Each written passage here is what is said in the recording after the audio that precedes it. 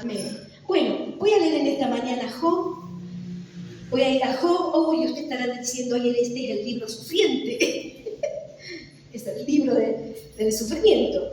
Pero bueno, vamos a observar acá en Job 22. Y acá tenemos la exclamación de un hombre.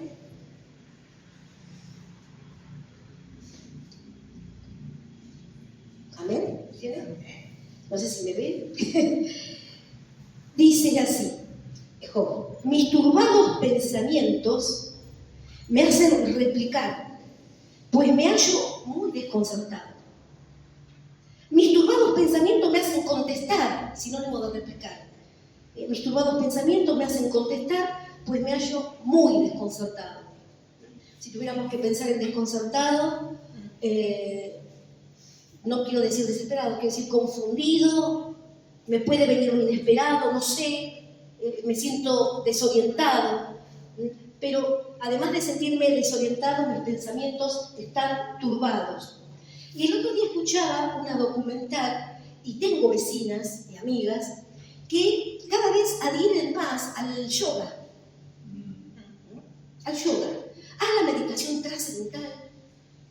Te dicen, te invitan, a mí me suelen invitar, trae tu colchoneta, no te pierdas este momento, necesitamos esa meditación para lograr armonía mental, y así nuestro cuerpo también entra en sintonía con el cosmos, etc. Yoga, meditación trascendental, Buda, budismo. Tengo unas vecinas que se han hecho budistas hace poco, y la gente adhiere cada vez más. No quiero equivocar la pronunciación de mindfulness. ¿Está bien pronunciado? Mindfulness. Mindfulness. Mente, ¿qué quiere decir mente? Sería así, mente completar la mente o algo así como full. Una mente en estado. Sí, como conectar en el momento actual, presente. Ajá, bien. Y también, ¿no es cierto?, para sobrepasar los momentos en armonía, en sintonía, en bienestar. Bueno, todo esto de mindfulness y yoga, la gente adhiere cada vez más. ¿Por qué será? Ahora, yo muchas veces cuando escucho, ¿no es cierto?, que además te invitan, insisten, y después además dan testimonio, porque no es que queda ahí la cuestión, dan testimonio de cómo se sienten. Entonces, yo me pregunto, a ver, yo tengo una cuestión así personal, no necesito ir a yoga, o sea, esa parte la tengo resuelta. Como hija de Dios, la tengo resuelta, no necesito ir a yoga, a meditación trascendental, ni hacer ninguna postura que me ponga en conexión con el cosmos. Ahora, lo que estaba observando, que mucha gente que adhiere, y jóvenes, muchos jóvenes, que viven en una vida de estrés y de mucha exigencia, adhieren, están viendo que necesitan que sus pensamientos dejen de estar turbados. Que sus pensamientos dejen de mantenerlos confundidos, desorientados, frustrados. La frustración es una palabra que tiene mucha cabida hoy aquí en nuestra sociedad. Entonces, esto de los pensamientos generan nuestras conductas. Somos quienes pensamos. ¿Qué lugar ocupan los pensamientos en nuestras vidas? Bueno, muchas veces uno dice, pero no tengo tiempo para pensar. Y uno va a la clase y dice, sea original, piense. Piense. Pero pensar, los pensamientos son los que producen nuestra conducta. Entonces me puse a pensar aquí en Job, que dice, él está con sus pensamientos turbados, hay turbulencia. Y mucha gente que tiene turbulencia, ¿no es cierto?, no puede dormir,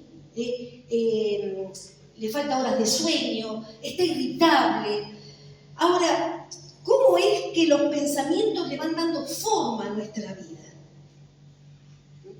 Porque podemos hablar, pero los actos, las actitudes, hablan de cómo pensamos. Las decisiones que tomamos también muestran cómo pensamos. Ahora, ¿qué es ese pensamiento. Que puede, seguramente cuando nosotros creemos, tenemos el convencimiento de que nos conocemos. Yo no me conocía, y esto es algo a nivel personal, no me conocía hasta que aprendí a conducir. Yo estaba creída que me conocía. Cuando aprendí a conducir y con el copiloto al lado me di cuenta que no me conocía. Gracias a Dios, en una buena actitud, es decir, poder hacer frente a algo que siempre estuve convencida que no iba a poder hacerlo. Por ejemplo, manejar en ruta, ir en una autopista. Y estaba creída que me conocía, hasta que afronté una situación difícil y desafiante. Y no me quiero olvidar ningún texto que tengo aquí, Jeremías 17, y podemos buscarlo. Jeremías 17, 9, 10, nos muestra que engañoso es el corazón. Me gustaría buscarlo.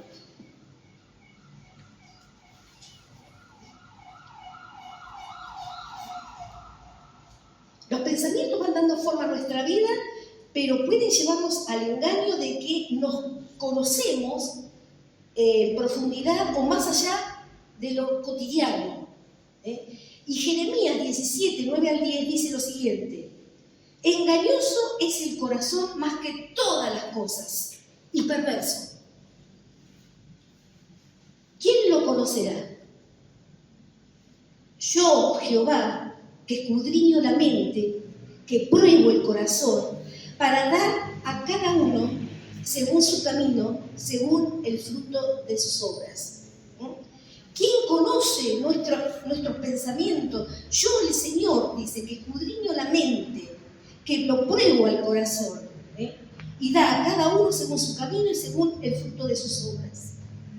Entonces, esto de creer que me conozco, y que tengo la convicción de quién soy, y con esa convicción decido, con esa convicción camino, con esa convicción me vinculo, me relaciono, creyendo saber quién soy. Ahora, hay otro texto que me gusta tanto y que en una oportunidad escuchando una predicación me dolió, me hizo ruido. Y lo vamos a ver aquí en 1 Samuel 17, 28. Es un episodio de David. David tuvo muchos embates en su vida,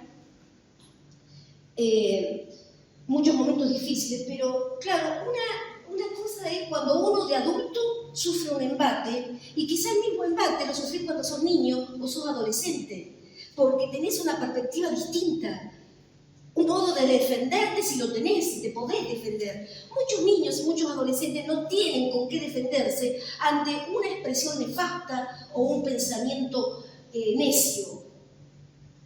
Y acá me hizo ruido porque acá David estaría en la pubertad, tendría 15 años, cuando escucha la expresión de alguien que tenía sus pensamientos turbados. Ahora, la idea es si se lo llevó encima. Y acá dice, está con Eliab, su hermano mayor, está en el ejército, va a pelear en el ejército donde estaba Goliat. Y vuelvo a decir, 1 Samuel 17, 28, y dice que oyéndole hablar Eliab, su hermano mayor, con aquellos hombres, se encendió en ira contra David y dijo: ¿para qué has descendido acá? ¿Para qué viniste? ¿Vieron cuando uno a veces dice, no soy bienvenido, gracias a Dios nunca me pasó? Pero, o sea, hay gente que no lo disimula y te dice, la verdad que no, ¿qué haces acá? No te esperaba. Como que ya te da de buenas a primera la muestra de que no sos bienvenido. Que Dios me libre, pero bueno, puede pasar. Entonces le habla con ese desdén, con ese desprecio. Su hermano mayor, yo amo a mi hermana más pequeña, la amo, ya saben, ¿no? Allí Jorge, los pastores, David y Steffi. Me duele porque al hermano más pequeño le dijo: ¿qué haces acá? Es verdad, a veces los hermanos más pequeños a veces molestan un poquito porque nos lo encargan, ¿no es cierto? Dicen, cuidado a tu hermano, sé el ejemplo de tu hermano. No sé si a ustedes les ha pasado, que como hermanos mayores nos dicen, cuidado a tu hermana, fíjate dónde anda, sé buen ejemplo, etc.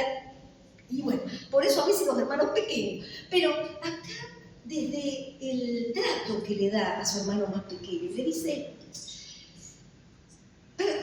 viniste aquí? ¿Para qué descendiste acá? ¿Y a quién has dejado reproche? ¿Y a quién dejaste aquellas pocas ovejas en el desierto? Reproche. Yo conozco, le dice, fíjense ustedes, pero no lo dice con duda, lo afirma. Lo afirma. No da lugar a duda y dice, yo conozco tu soberbia. ¿Qué? Yo te conozco. Yo sé quién sos vos. Te conozco tu soberbia. Y uno puede decir, si alguien le dice de buenas a primera, esa expresión, dice, ¿cómo? Perdón, no entendí, ¿me lo podés repetir? Y te lo repite. Hay gente que muy suelta de te lo repite, sabemos eso. Ahora, fíjense ustedes, dice, yo conozco tu soberbia y la malicia de tu... ¿Cómo se atreve? Qué fuerte. Yo conozco tu soberbia y la malicia de tu corazón, que para ver la batalla has venido. Y entonces David, sorprendido, pobre, chiquito, niño, pequeño, le dice, David respondió, ¿qué he hecho yo ahora? ¿No es que estás hablando por hablar? ¡Epa! Se la mandó de paso. Dice, y apartándose de él hacia otro, preguntó de igual manera y le dio el pueblo la misma respuesta de Adonisil, ¿no? Claro, entonces ahí vemos que ante esta afirmación David es descolocado. Es como que alguien viene y dice, yo sé que vos robaste. ¿Cómo? Porque no deja lugar a la duda. ¡Qué fuerte! Aparte, ¿yo quién soy para prejuzgar que vos en tu corazón tenés soberbia? Porque no dejo lugar a duda. Yo sé que vos sos un soberbio. Y aparte, sos un irresponsable que dejaste las ovejas. A ver, no le dijo irresponsable, pero lo dejó entre línea y línea bien clarito. El hermano mayor. Entonces hay gente que a veces cree y que justamente esos pensamientos que tienen es porque están engañados creyendo que los conocen a los demás.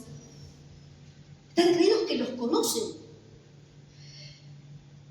Y que los conocen en su totalidad, más allá de lo cotidiano. Y entonces, por esa razón, pueden hacer este tipo de afirmaciones nefastas. Hay una palabra con la que me topé los otros días y es la palabra prejuicio. Escuchaba a un periodista que decía, no, pero acá prejuicio. Es decir, una valoración negativa. Generalmente es una valoración negativa. Puedo decir algo de alguien y hablar mal de ese alguien sin conocerla, a ciencia cierta. ¿Puedo hablar mal de alguien sin conocerlo? Sí, puedo. Pero esto de prejuicio, miren, el otro día tuve una entrevista de trabajo con alguien, realmente yo lo observaba y digo, ay Dios mío, líbrame Padre, me puse ahí a transpirar y ahora las dos cosas, ¿sabes? Yo siempre transpiro y lloro. No, porque, a ver, las personas de tal edad, dice una, no quiero ser grosera, pero fue lo que decía, ¿no? No, yo cuando tiene tal edad es gaga, la persona está gaga. A ver, es un hecho. A ver, no, pero, a ver, ¿qué otra? Bueno, en mi casa había lamentablemente muchas de estas expresiones. Si tiene las manos delgadas quiere decir que no le gusta trabajar. ¿Cómo? Las rubias son tontas. Ay, perdón, las rubias. Pero no, se dice, ¿será que las rubias son tontas? No, dice, las rubias, o sea, afirmación. No, acá la verdad que yo estoy con desconfianza porque si hay un judío, desconfío. Pero son afirmaciones, y son valoraciones negativas, que luego llevan a vincularnos desde ahí, porque el problema, ¿saben cuál es? Cuando nos vinculamos desde el prejuicio, desde esa valoración negativa. Yo acá me hice una lista de todas estas expresiones. Dice, los hombres son todos iguales. ¿No? Nadie dijo nada. No, los hombres son todos iguales. ¿Nos das vuelta? No le queda un peso, ¿verdad? A ver, los hombres son todos iguales. Las mujeres, son unas exageradas. son unos creídos. Las mujeres brasileñas, esto para los muchachos, son las más guapas. Cuidadito, cuidadazo. La comida italiana es la mejor del mundo. Los gringos solo vienen a explotarnos. Un periodista dijo, los yanquis nos creen sus lacayos. Ojo, no lo dudan, lo afirman. El problema está no solo que lo afirma, sino que luego el problema está que se vincula desde allí. Así como David dijo, ¿qué me estás diciendo? ¿Qué hice yo ahora?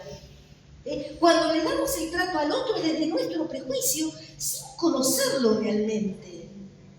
Y eso es todo elucubración, todo resultado de lo que pensamos, ¿no?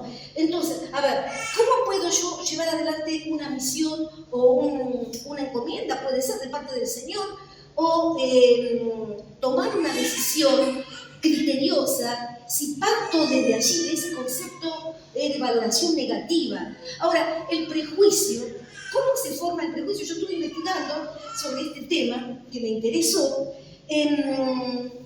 Surge, ¿saben de dónde? Esto es muy interesante. Desde el desconocimiento. Una persona que es poco leída, una persona que ha pensado poco sobre ello, afirma algo que oye, yo acá me siento, oye a sus mayores. Un niño, por ejemplo, que no tiene la experiencia de haber vivido esa situación, escuchó a su mamá o a su papá diciendo, no, acá los morochos no entran, perdón. A ver, los gitanos, hay que tenerles miedo. Entonces, el niño pequeño, el adolescente, cuando somos maestros, cuando somos docentes, cuando somos padres, escuchan esas expresiones que realmente a veces son heredadas también de la casa. Son heredadas. Nosotros hemos estado en un país que nos han tratado mal, pero a causa de justamente como decimos nosotros, pero mira, los porteños son creídos. Yo, ¿por qué me tratan mal? Todavía que te voy a comprar, me hablas de esa forma. ¿Viste? Entonces yo por ahí me he dado la vuelta y no compro nada. Y no, pero vos sos argentina, y bueno. Qué triste, ¿no? Qué fuerte, ¿no? Es un pensamiento ahí desvirtuado. Ahora, fíjense ustedes que hasta acá no llega la situación cuando que conoce uno, está creído que conoce realmente a los demás, sino que a veces el problema surge cuando uno tiene un pensamiento equivocado acerca de Dios. ¿Vos vas a la iglesia? O sea, ya no te... Pero... O vas a hablarle del Señor, no, pero Dios te va a ayudar, vos tenés que... mira, déjame que oro por vos. La iglesia, la religión, papá, ya... ¿No? Ese desconocimiento de quién es Dios. Ahora, que la gente desconozca quién es Dios, vaya y pase. Cualquier credo le vino bien, todos los caminos llevan a Roma, son cosas que la gente tiene. Ahora, el problema es cuando un cristiano tiene la mitad de la verdad. Cuando conoce la mitad de quién es Dios. Como le pasó a los amigos de Job. Uno venía y le decía una cosa. ¿Qué? Decía Dios. Eso no está en mis cánones. Venía otro, le profería otra. ¿Cómo? Y Dios desde el cielo diría, yo jamás pensé en esa forma. Perdón, por ahí no voy yo, por ahí no paso. Por ahí no. Venía el otro y le hablaban, pero con certeza y con convicción, manifestando conocer a Dios. Sin embargo, ninguno tenía la razón.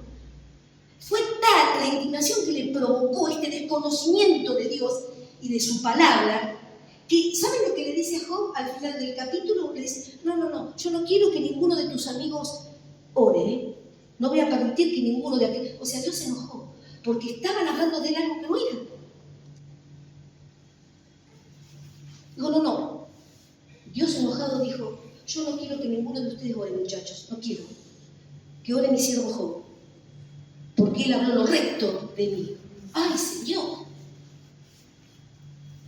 Cuando nosotros tenemos una idea desvirtuada de quién es Dios, de su doctrina, de la palabra, es fuerte. ¿Por porque también la implicancia no es lo que Dios quiere. Entonces, esto de que cuando se desvirtúa la teología de Dios, puedo predicar y decir un montón de cosas, como que Dios se da cuenta y dice, ¿qué? Como dijo, ¿y ahora qué hice yo? Como hizo David, ¿qué? ¿Y ahora qué? Pero, ¿cómo nos damos cuenta de que esa creencia no es la justa? Incluso hay gente que sustenta con argumentos, con razones muy creíbles, cuestiones que no son. Por ejemplo, a ver, sin criticar, en cuanto a la doctrina, vos vas a un lugar y, como decía el pastor, ¿no? Pensás que vamos a cumplir con la Santa Cena, y hay gente que dice, bueno, y lo toma como un rito, pero no es la idea, no es el pensamiento original. Bueno, ¿cuántas cuestiones más que tiene la liturgia? Miren en qué tema me estoy metiendo, la liturgia. Que si la gente no la cumple, cree que está enojando a Dios. Yo he ido a predicar a alguna iglesia, no, el collar aquí se saca. Porque eso ofende a Dios. Ahora, Dios pensará así, que mi collar puede hacer tropezar a alguien. No sé, no lo dice la palabra.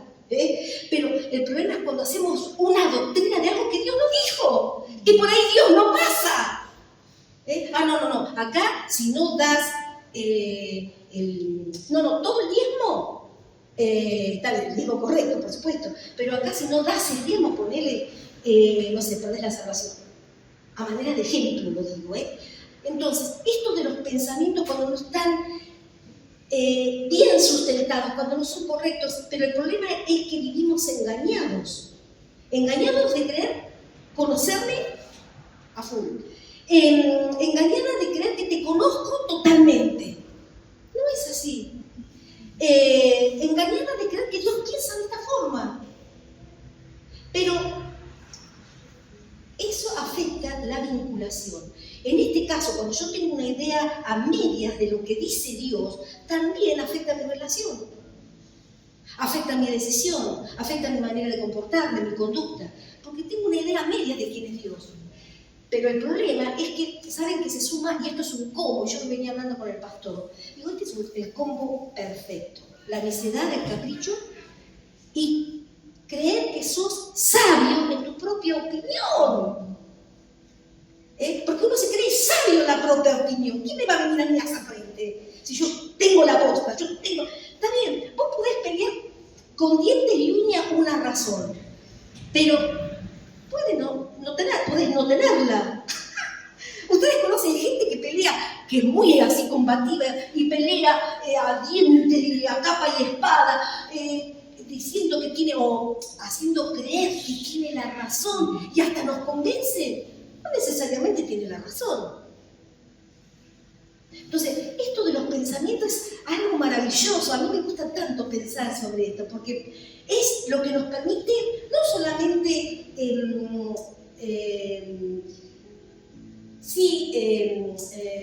decidir y demás, pero más que nada cómo nos vinculamos con los demás y con Dios. ¿Cómo nos vinculamos con Dios? Porque así como los prejuicios, por ejemplo, le están mostrando a uno que no tiene todavía la experiencia de haber vivido acerca de lo que estoy diciendo, lo está tomando, lo está internalizando y luego también lo repite, así la relación que nosotros tenemos con Dios, lo que pensamos de Dios, se internaliza en el otro. Se internaliza en el que me escucha, si hay una queja, el otro también lo toma como propio y lo repite. Y hay gente que dice, no, por esto yo en casa siempre fue así, siempre se hizo así, siempre se dijo así. Y eso es una fortaleza, es ¿cómo les puedo decir? Un mojón, ¿no? Entonces, desde ahí parto. Parto desde el prejuicio que ya tuvo otro. Pero no es la verdad, no es lo justo. Entonces, hay un texto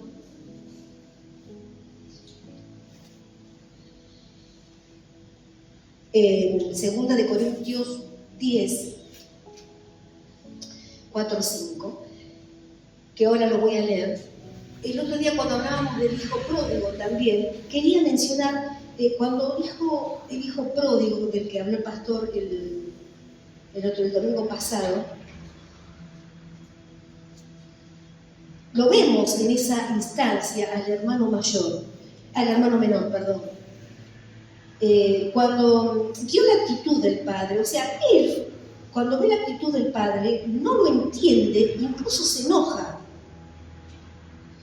Lo quiero leer acá en Lucas 15, lo leo yo. Dice, va el padre, vuelve el hijo pródigo al padre, dice, yo ya no soy digno de ser llamado tu hijo. Hazme como a uno de tus jornaleros. ¡Error! ¡Error! Es como si yo le dijera a Dios, mira, he pecado contra el cielo, contra ti. Yo ahora dejé de ser hija. ¿Saben qué? Eso provoca dolor en el corazón del padre. Que le digas, no, ahora bajame de nivel. Ya ahora no soy hijo, soy un jornalero. Error. Eso ha dolido en el corazón del padre. Yo nunca quise que fueras jornalero, ni lo sos. No está en tu ADN, no sos jornalero. No porque sea un desmérito, pero el hecho de que, ¿por qué esto de yo me ubico en jornalero? El jornalero no tiene derecho. Miren, el jornalero, en mi casa, mi papá tenía campo, y los peones, además de comer aparte, no comía la comida del amo. Comen aparte, a la hora que quede bien, a la madrugada. O sea, el jornalero no tiene el derecho que tiene el hijo. Yo como hija me podía quedar durmiendo hasta las 9 de la mañana, hasta las 10, no me tenía que estar a las 4 de la mañana labrando en el campo. O sea, esto de, no, mira, yo ya no soy. Digo, ¿quién te dijo que no sos su hijo? Desde ese pensamiento desequilibrado y turbado, lo dice, porque su condición era de una persona turbada. Entonces dice, ya no soy digno, así que hazme como a uno de tus jornaleros. Y luego en el 28 dice que se enojó cuando observó que el hermano, este es el otro hijo, dice que el otro hijo también tenía sus cuestiones. No solamente porque nosotros siempre vemos al hermano menor, pero el que se quedó en la casa también tenía sus cuestiones ahí confundidas. Dice en el 28, entonces el hermano mayor se enojó cuando escuchó que el padre había hecho matar al becerro gordo y que ahí había hecho fiesta, y se enojó y no quería entrar. ¿Qué pasa? A mí esto me hace pensar que cuando nosotros estamos enojados o estamos con los pensamientos turbados, los argumentos que empleamos también son de enojo. También son de enojo. Cuando estamos mal, cualquier razón, ¿cómo les puedo decir? Cualquier razón, aunque parezca irrisoria, también es de enojo, y a veces el enojo nos desvirtúa la vista. El enojo nos desvirtúa la visión. Así como cuando lloramos y vemos a través de las lágrimas, se nos nubla la vista. Cuando estamos enojados, nuestros argumentos son de enojo. Entonces, ¿qué te va a sorprender? ¿Que te mando un improperio si vos tenés un argumento de enojo porque estás enojado? A ver, si estás enojado, ¿qué argumento vas a usar? Para defender tu enojo. Pero es un argumento de enojo, no nos confundamos. Ahora, viene lo que dice, dice, yo no voy a entrar ahí. Dice, no voy a entrar, está enojada. Estaba enojada y no quería entrar. Así que salió por tanto su padre, y el padre, ¿saben qué hacía? Le rogaba que entrase. Mas él, respondiendo, dijo al padre, tantos años te sirvo y nunca te desobedecí, jamás, nunca. Y tampoco nunca me han dado ni un cabrito para gozarme con mis amigos. Ahora, esto es muy fuerte. Yo que te serví, que siempre fui obediente, que me mantuve a tu lado al pie de la letra, se hace claro. Ese va a aprender a hablar pronto, Dice, al final, yo siempre estuve a tu lado, no mataste ni un cabrito ni hiciste fiesta. ¿Saben cuál fue el problema? No fue ese el problema. El problema es que desde donde él estaba situado con sus pensamientos, no tomó lo que le correspondía. No tomó su derecho, no tomó lo que le correspondía. Si es tuyo, hijo del dueño del campo. O sea, no tomamos lo que nos corresponde como hijos suyos. A mí esto me ministró tanto, hermano querido. Yo tengo temor, Señor, ¿qué te voy a pedir? ¿Volver a las Islas Canarias? ¿Cómo te voy a volver a pedir? Sí, te pido, Señor, quiero volver. Amén. No me voy a quedar corta. A ver, yo quiero ir allá a la Universidad Putin. ¿Qué? Sí, Señor, lo quiero. No nos quedemos cortos, maravilloso. Porque todavía nuestros pensamientos andan ahí en embates, en cuestiones que nos tiran para atrás. No, son de hijo, pedime confiado, porque yo estoy para darte lo que quieras, hacer fiesta, ponerte el anillo. Ese es el problema de los pensamientos cuando todavía no están equilibrados. Tenemos todo lo que tenía el hijo para tomarlo, pero no lo tomamos porque consideramos que no somos merecedores, que a lo mejor todavía...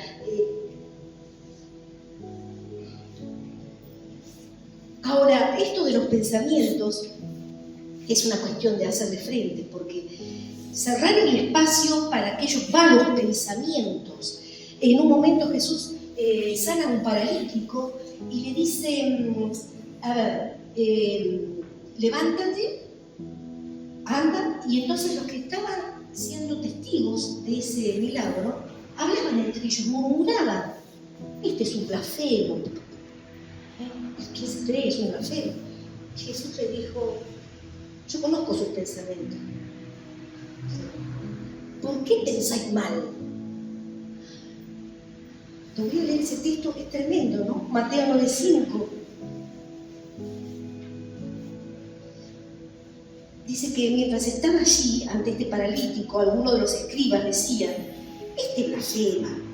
Y conociendo Jesús los pensamientos de ellos, les dijo, ¿por qué pensáis mal en vuestros corazones? ¿Por qué pensáis mal? Esto de que los pensamientos, ¿no es cierto?, nos atan, los pensamientos turbados, los pensamientos desequilibrados, ¿no? Los malos pensamientos nos quitan la alegría, nos quitan la razón de vivir, pero sobre todo, ¿saben qué? Nos desenfocan. Nos desenfocan. Nos cansan también. Entonces hoy le preguntaba yo a David cómo se dice destructor en inglés, porque me parece como que la palabra destructor en inglés es más fuerte. ¿Cómo es? Destroyer, distractor. No, bueno, quería ir acordarme de ese término. Pero nosotros tenemos que volvernos un destructor de los malos pensamientos y de los falsos argumentos. El apóstol Pablo lo dice, vamos a destruir fortalezas, esos pensamientos que nos asisten, pensamientos que son nuestros, humanos, carnales, pensamientos necios. En cambio, ¿qué pensamiento nos tiene que asistir a nosotros? Dice, que abunde en vosotros mi palabra. ¿Con qué limpiará el joven su camino? ¿Con qué lo limpiará? Con guardar su palabra.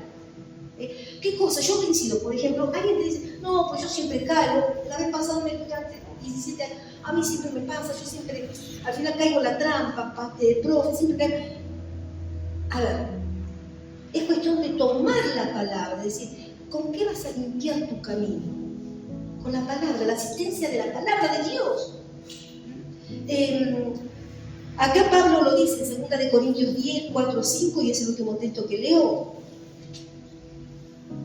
2 Corintios 10, 4, 5. Es también, ¿no?, una actitud que debemos tomar, ¿no?, de cerrar el espacio al mal pensamiento, de guardar nuestro corazón, librarnos de los prejuicios. Es un proceso, no es cuestión de, a veces fácil, porque es algo que uno, ¿no?, lo trae, lo pensó así siempre, hay que darle el tiempo para procesar y para cambiar, pero tenemos la asistencia del Espíritu Santo, ¿no? Y dice, volvete un destructor de tus falsos argumentos. 2 Corintios 10, 4, 5 dice, porque las armas de nuestra milicia no son carnales, son poderosas en Dios, para destruir fortalezas, para destruir aquello que nos encierra, que nos tiene en la encerrona, que no nos deja asomar y tomar oxígeno, ¿no? Dice, derribando argumentos, toda altivez que se levanta contra el conocimiento de Dios. Porque si Dios te dice, yo te perdono, ¿quién sos vos para no perdonarte? ¿Por qué permanecer en esa encerrona? Ya Dios te lo dijo, créele. Todo falso argumento, todo pensamiento inicuo que se levante contra el conocimiento, contra el pensamiento que Dios tiene sobre vos, porque sus pensamientos son más altos, es momento de desterrarlos. Y el Señor acá lo dice, el apóstol Pablo, dice, derribando argumentos. A veces somos muy hábiles para dar razones, enseguida tenemos, ¿no es cierto? Hay gente que es muy hábil. ¿Y cómo se defiende esta persona? Tiene una habilidad, no tiene la razón, pero por favor, qué labia que tiene, Se defiende, a mí ni se me hubiera cruzado por la cabeza, pero tiene una habilidad para construir argumentos, razones, y el problema es que construyen esas razones para defender esa debilidad. Ese es el problema, para mantenerse en esa encerrona, ¿no? Tiene el argumento para decir que esta es la verdad y es la única.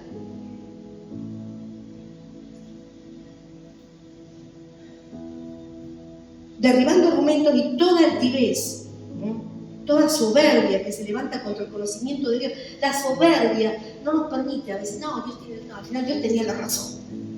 No, al final mi mamá tenía la razón. Jamás, no sé si ustedes cuando eran jóvenes, y ahora me doy cuenta que mi mamá, mi papá tenía razón. No, era difícil decirle a los padres, ¿no? Tenés razón. Yo no sé si algún padre acá ha recibido esa palabra milagrosa, ¿no? Tenías razón. A los padres, ¿no? Ahora, yo digo lo siguiente, que es ese, ¿no es cierto?, de decir aquí prevalece lo que yo pienso, ¿no? Dice, y llevar cautivo todo pensamiento a la obediencia a Cristo. Todo pensamiento que viene, ¿no?, a querer, sobre todo, vincularnos mal, desenfocarnos, que nos mantiene atrapados, esclavos de mentiras. Entonces, llevarlo cautivo ¿a dónde? A los pies de Cristo. Lleva a la obediencia, porque cuidado, esto de la obediencia es lindo en el sentido de decir, es efectivo, perdón ese adjetivo, es efectivo. ¿Por qué a la obediencia? Porque yo voy a darle la razón a Dios, no a mí, a la elucubración de mis pensamientos, a toda esa maraña. No, a ver, ¿qué dice Dios? ¿Quién tiene la razón acá? Si estoy luchando con un pensamiento nefasto, a ver, ¿quién tiene la razón? El pensamiento que yo tengo me va a hacer hundir. Miren, hay veces que uno tiene experiencias, y a mí me pasó hace poco, uno dice, quedó colgado de la brocha.